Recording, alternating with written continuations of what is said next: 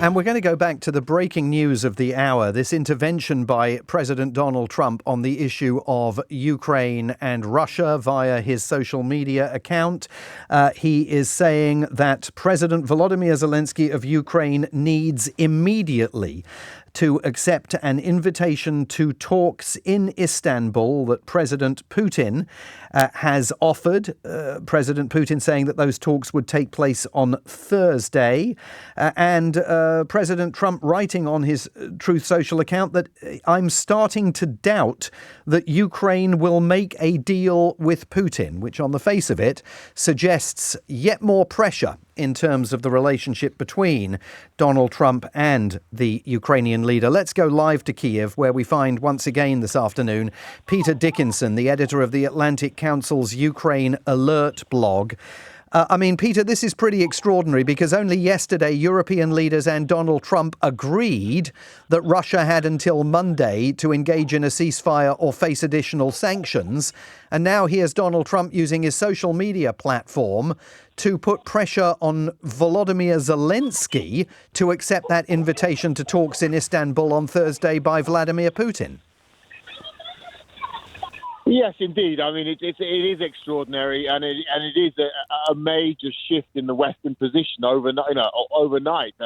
As you say, very clearly, the leaders of the four major European military powers said very clearly yesterday that there was a simple choice for Russia: either agree to a ceasefire by Monday, an unconditional ceasefire, it should be underlined, or face sanctions and increased military support for Ukraine. Putin came back overnight with a 1 a.m. Press conference saying that he would like to have. He didn't directly reject the ceasefire calls, but he effectively did so by not acknowledging them, and said he wanted direct bilateral talks with Ukraine on Thursday. So obviously, the Western position was clear. They said, ceasefire talks or there'll be costs. Now Trump is saying, no, you should have the talks. You should go along with Putin.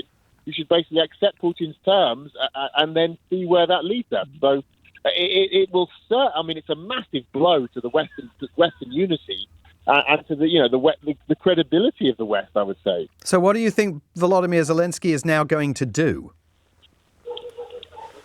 Very good question. I think he will probably be obliged to accede to Trump's desires. I think he will probably be obliged to agree. I don't know that. That would be my assumption. I think that Trump did also say, in fairness, he needs to agree to these talks in order to ascertain what Putin's position is, so that the West could then know. Trump very specifically said in his tweet, we need to know where Putin stands and if a peace is possible. And he mentioned both America and Europe. So I think that the pressure on Zelensky now is probably going to be too much for him to resist in terms of going for these talks. But Ukraine has clearly been very sceptical of and suspicious about these talks. First, because it's indicative of Vladimir Putin once again trying to kick the can down the road. And you're absolutely right. He completely ignored the call for an immediate and unconditional ceasefire.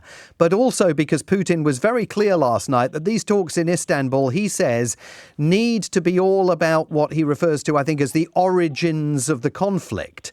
And by that, he means NATO expansionism. He means a much broader conversation than the ultimate conversation that Western European leaders, at least, have argued needs to take place about ending the conflict and getting Russian forces out of Ukraine.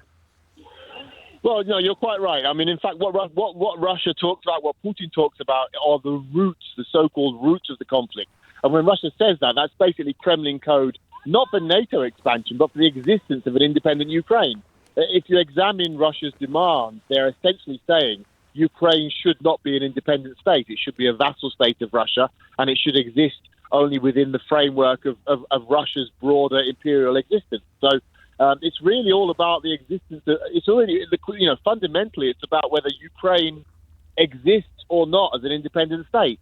And that's what Russia's demands are, and that's what Russia's demands have always been. And Putin even mentioned that last night in his statement. So if these talks are to take place in Istanbul on Thursday, I think that very likely Ukraine would come out of that and say there's no room for compromise with a an opponent who basically says we have no right to exist. So at that point, then we really are at the moment where Europe has already made its decision, I would say, but America has to make its choice. And I think Trump, however much he wants to be on the side of Russia, however much he might want to make a compromise with Putin for whatever reason, I think he will have to then make his decision. And Peter, would you assume that Volodymyr Zelensky is now burning up the phone lines to number 10, to the Elysee Palace, to the very European leaders that were embracing him only 24 hours ago? Absolutely, yes. I'm sure they're on